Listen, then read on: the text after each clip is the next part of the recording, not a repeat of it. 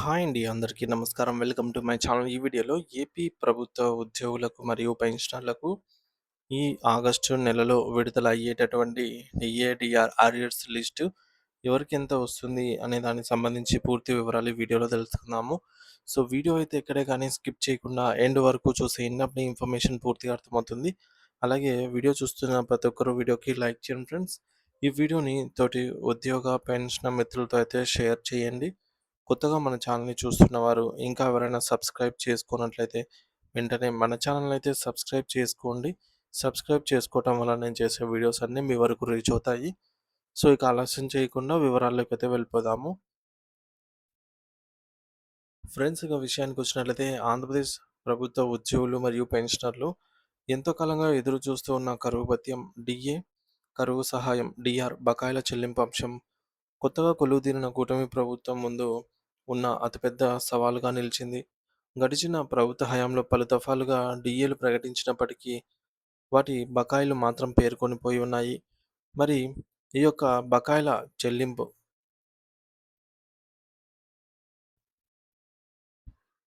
కూటమి ప్రభుత్వంపై ఎలాంటి ప్రణాళికతో ముందుకెళ్తోంది అనే దానిపైన సర్వత్రా ఆసక్తి అయితే నెలకొంది.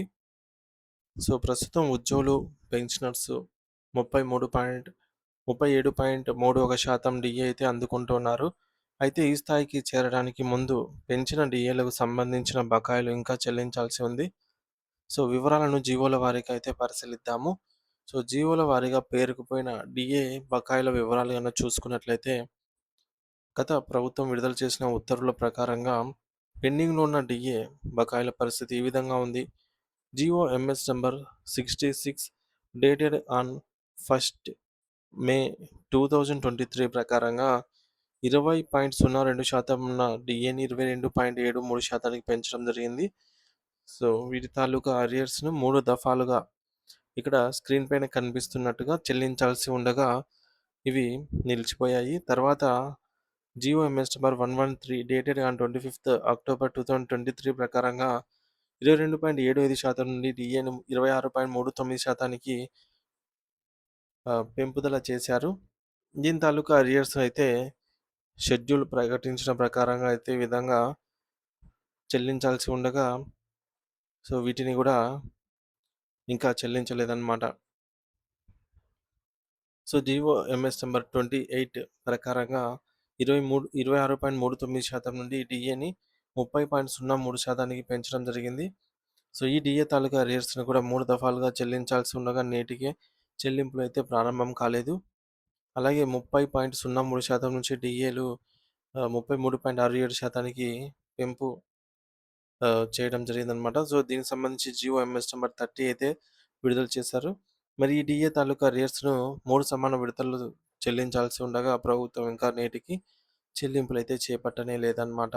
ఇవన్నీ జియోలో ఉన్నప్పటికీ చెల్లింపులు కానే కాలేదు.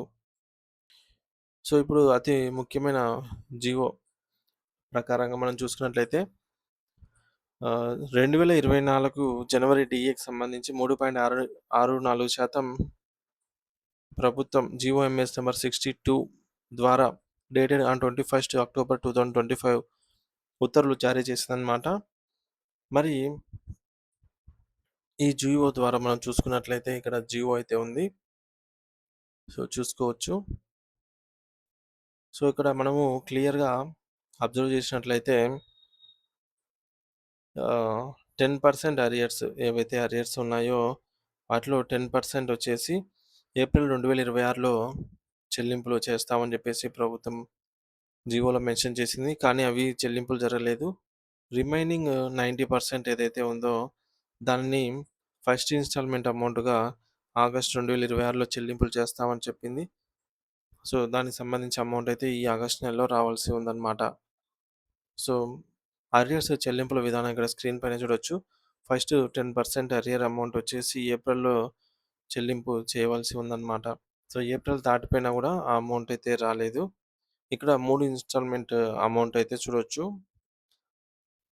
మిగిలిన 90% అరియర్స్‌ను 3 సమాన విడతల్లో ఆగస్టు 2026లో ఒక 30%, నవంబర్ 2026లో ఒక 30%, రిమైనింగ్ 30% వచ్చేసి ఫిబ్రవరి 2027లో విడుదల చేస్తామని చెప్పేసి జీవోలో మెన్షన్ చేయడం జరిగింది. సో, ట్రెజరీ శాఖ నుండి బిల్లుల ప్రాసెసింగ్‌పై అధికారిక సూచనలు వెలువడిన తర్వాత చెల్లింపులైతే ప్రారంభం అవుతాయి. సో, మొదటి విడత 10% ఏప్రిల్‌లో విడుదల కావాల్సి ఉంది. కానీ నిధి లాగిన్‌లో చూసుకున్నట్లయితే నిధి లాగిన్‌లో ఈ బిల్లులు పెట్టేదానికి అవకాశం అయితే ఇవ్వలేదు. ఇక రెండో విడతగా 30% అరియర్ అమౌంట్ ఆగస్టు లో రావాల్సయితే ఉందన్నమాట. మరి వచ్చే అవకాశం ఉందా? లేదా? అనేది మనకి 2, 3 రోజుల్లో తేలిపోనుంది. సో, ఇక్కడ డీఏ టేబుల్ అయితే చూడొచ్చు ఫ్రెండ్స్. ఎప్పుడెప్పుడు ఎన్నెన్ని నెలలు మనకు అమౌంట్ అరియర్ అయితే ఉంది అనేది. సో, అంచనా వేయబడిన ప్రకారంగా వారి బేసిక్ పేని బట్టి వారికి రావాల్సిన మొత్తం డీఏ అరియర్ అమౌంట్ వచ్చేసి 30,000 బేసిక్ పే వారికి 2,30,000. సో, ఈ విధంగా స్క్రీన్‌పై అయితే చెక్ చేయొచ్చు. ఈ అమౌంట్ అనేది ఆహ్, ఫిక్స్‌డ్ కాదండి. సో, ఇందులో ప్రభుత్వం కొన్ని డీఏలను కరోనా సమయంలో మాఫీ చేయడం జరిగింది. అలాగే కొన్ని డీఏలను ఈఆర్‌సీలో విలీనం చేయడం జరిగింది. సో, కాబట్టి ఫైనల్ అమౌంట్ అనేది ఇది అప్రాక్సిమేట్ మాత్రమే. ప్రభుత్వం తీసుకునే నిర్ణయమే తుది నిర్ణయం అవుతుంది. అలాగే ఇవే కాకుండా ఇంగా కొత్తగా 5 డీఏలు ప్రకటించాల్సి ఉంది. అవి జూలై 2024, అలాగే జనవరి 2025, సో, జూలై 2025, తర్వాత 2026 సంబంధించి జనవరి అండ్ జూలై ఈ 2 మొత్తం కలిపి 5 డీఏలు పెండింగ్‌లో ఉన్నాయన్నమాట ప్రకటించవలసినవి. మరి ఈ డీఏలను ప్రకటించి వాటి బకాయిలను పేరుకుపోకుండా సకాలంలో చెల్లించడం కూడా ప్రభుత్వానికి ఒక సవాలే. ప్రభుత్వం ముందు ఉన్న మార్గం మరియు ప్రణాళిక. ప్రభుత్వ వర్గాల సమాచారం ప్రకారం ఈ భారీ బకాయిలను ఒకేసారి చెల్లించడం అసాధ్యం. అందువల్ల ప్రభుత్వం నుండి ఈ క్రింది విధంగా ముందుకు వెళ్ళే అవకాశం అయితే ఉంది. సో, ఏంటంటే విడతల వారీ చెల్లింపులు. సో, ఈ మేరకు ఒకేసారి కాకుండా ప్రభుత్వము విడతల వారీగా చెల్లించే అవకాశం అయితే ఉంది. సో, ఉద్యోగ సంఘాలతో చర్చలు కూడా జరపాల్సిన అవసరం ఎంతైనా ఉంది. ప్రతి నెల కూడా కొంత అమౌంట్ అనేది ఈ బడ్జెట్ కోసం కేటాయించాల్సి ఉందన్నమాట. డీఏ అరియర్స్ కోసము.